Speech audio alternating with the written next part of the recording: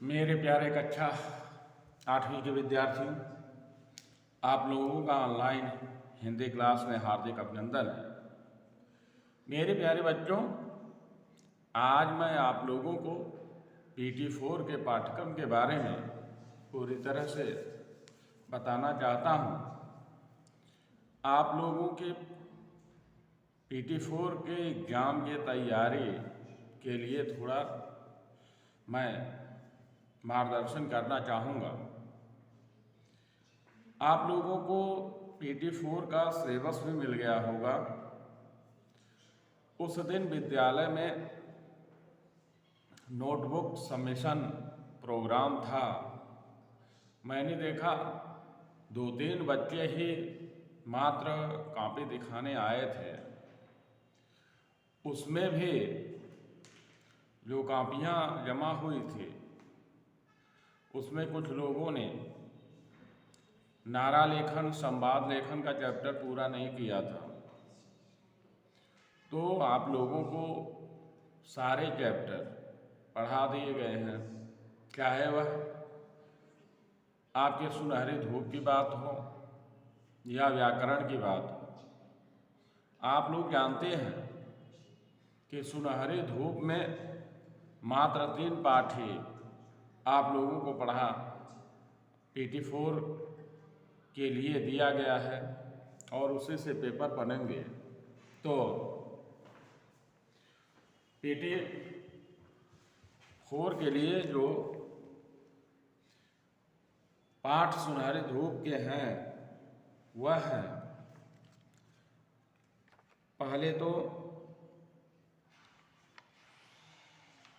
ये मैं और मेरा देश, फिर विंदा, फिर आत्मविश्वास और प्रेरणा के आधार स्रोत डॉक्टर APJ अब्दुल कलाम। ये आप लोगों ने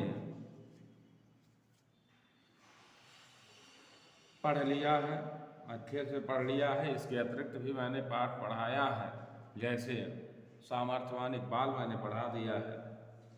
आप लोगों को हम आगे पढ़ाएंगे, अजंता की चित्रकला भी पढ़ाना है और सत्कर्तव्य भी पढ़ाना है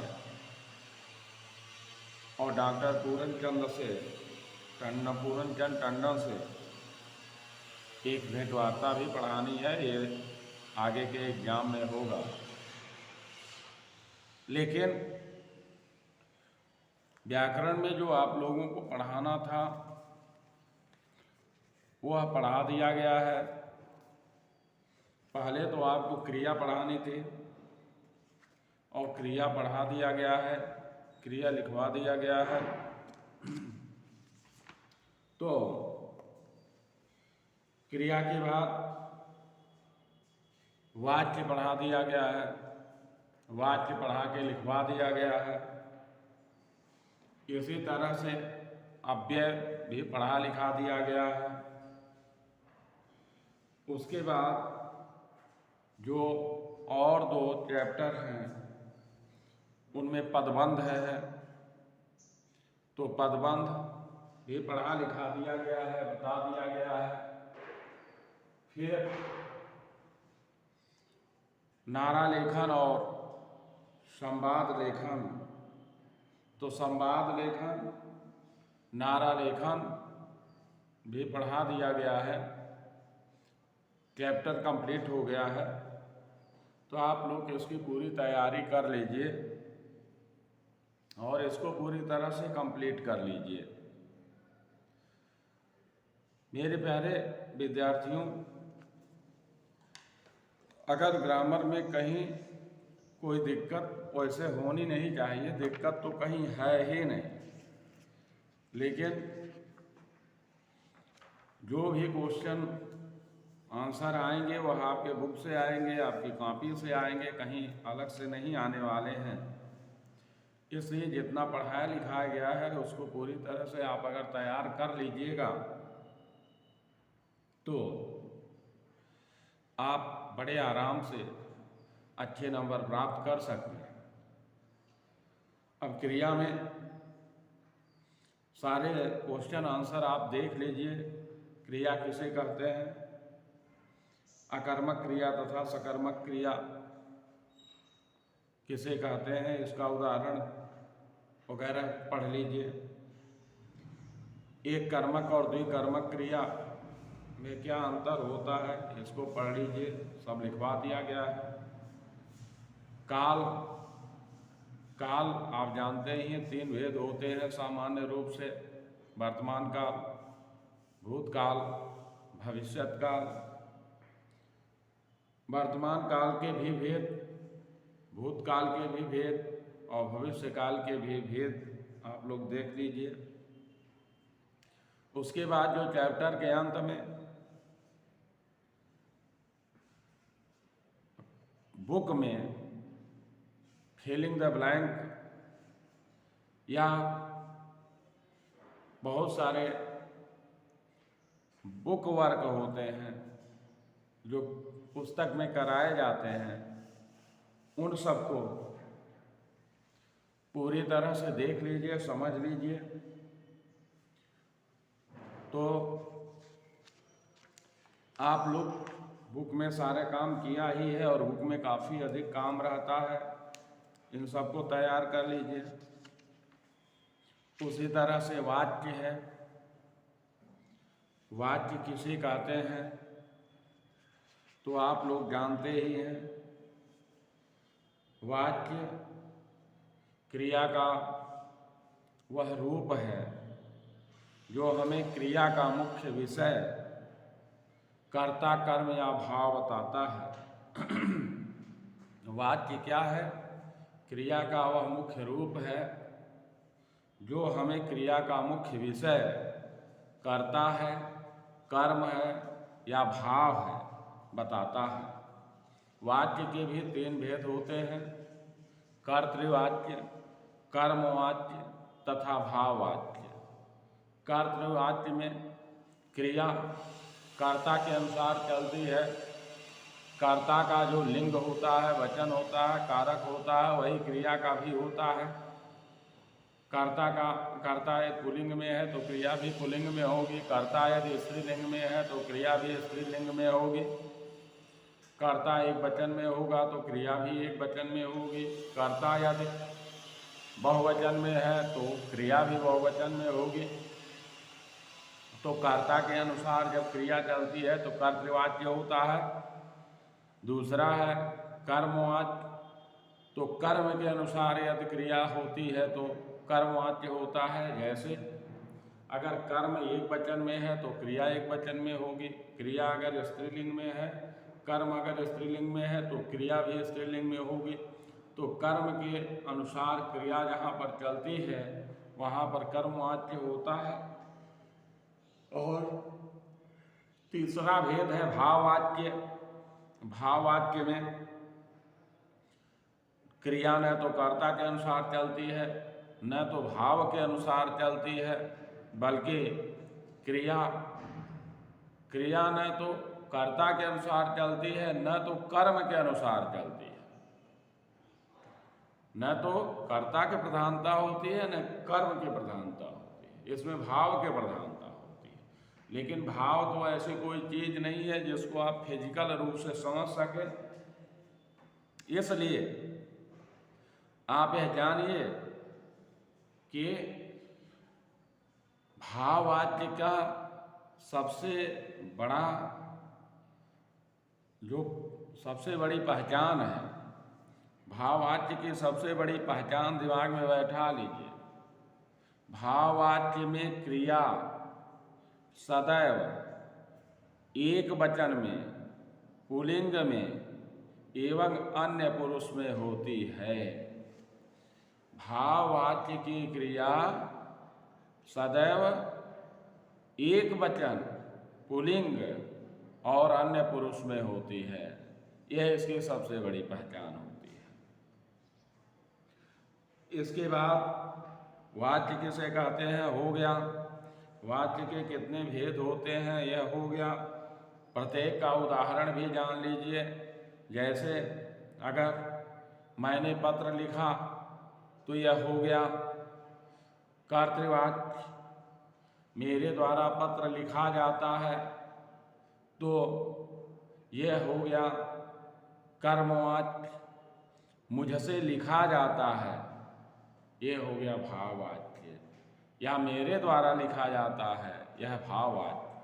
भाववाच्य में कर्म नहीं होता है। अब मेरे द्वारा लिखा जाता है तो इसमें कोई कर्म नहीं है। क्या लिखा जाता है, कोई आंसर नहीं मिलता है। लेकिन अगर मेरे द्वारा पत्र लिखा जाता है तो यह कर्मवाच्य हो जाएगा, क्योंकि जब पूछेंगे क्या लिखा जाता है तो आंसर आएगा पत्र, तो कर्म हो गया पत्र। इसलिए मेरे द्वारा लिखा जाता है भाववाच्य हो जाएगा, मेरे द्वारा पत्र लिखा जाता है यह कर्मवाच्य हो जाएगा। तो स्पष्ट आपको करना है। फिर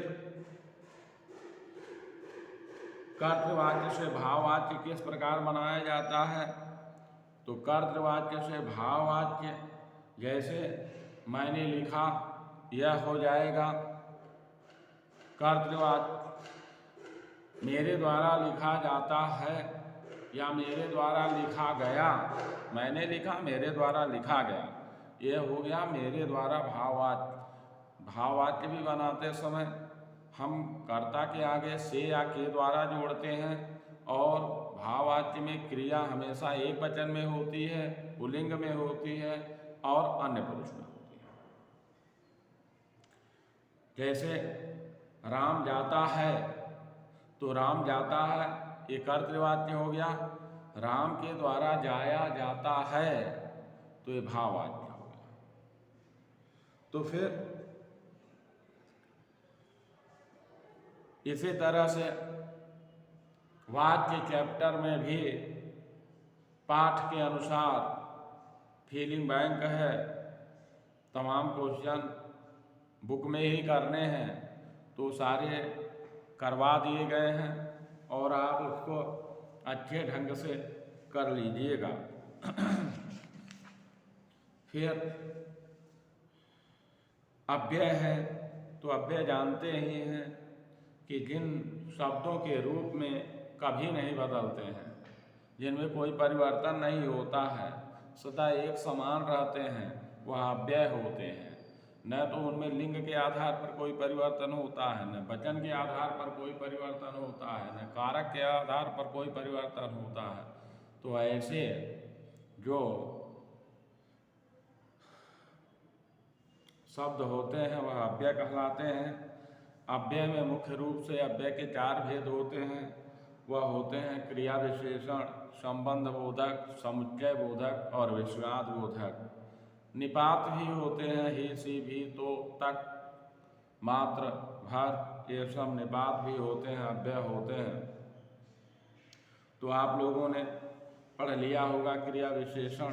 क्रिया विशेषण के बारे में बहुत पहले पढ़ लिया होगा। इसमें भी तमाम सारे लिखवाए पढ़ाए गए हैं। क्रिया विशेषण किसे कहते हैं आपको समझना चाहिए। क्रिया की विशेषता बताने वाले शब्दों को क्रिया विशेषण कहते हैं। क्रिया विशेषण के कितने भेद होते हैं, तो क्रिया विशेषण के जितने भेद होते हैं वह आप इसमें पढ़ डालिए। विशेषण तथा क्रिया विशेषण में अंतर भी लिखवाया गया है, उसको भी समझ लीजिए। संबंध बोधक और क्रिया विशेषण में अंतर है, उसको भी आप समझ लीजिए। समुच्चय बोधक किसे कहते हैं, तो जो जोड़ने वाले योजक शब्द होते हैं उनको समुच्चय बोधक कहते हैं। अब समुच्चय बोधक के कितने भेद हैं ये भी आपको लिखवाया पढ़ाया गया है, इसको आप समझ लीजिए। तो फिर विस्मयाद बोधक किसे कहते हैं, इसको आप पढ़ लीजिए। इसके बाद बुक में जितने सारे क्वेश्चन आंसर हैं अच्छे तरह से समझ लीजिए। तो फिर इन्हीं सब में से आना है और कोई कठिन नहीं है। फिर मेरे प्यारे पदबंध हो गया, तो पदबंध किसे कहते हैं, तो आप इसको अच्छे ढंग से पढ़ डालिए, समझ डालिए, कोई दिक्कत नहीं है। पदबंध, पदबंध किसे कहते हैं वाक्य में एक से अधिक पद मिलकर जब एक इकाई की तरह कार्य करते हैं तो उसे पदबंध कहते हैं। पदबंध 5 प्रकार के होते हैं: संज्ञा पदबंध, सर्वनाम पदबंध, विशेषण पदबंध, क्रियापदबंध, क्रिया विशेषण।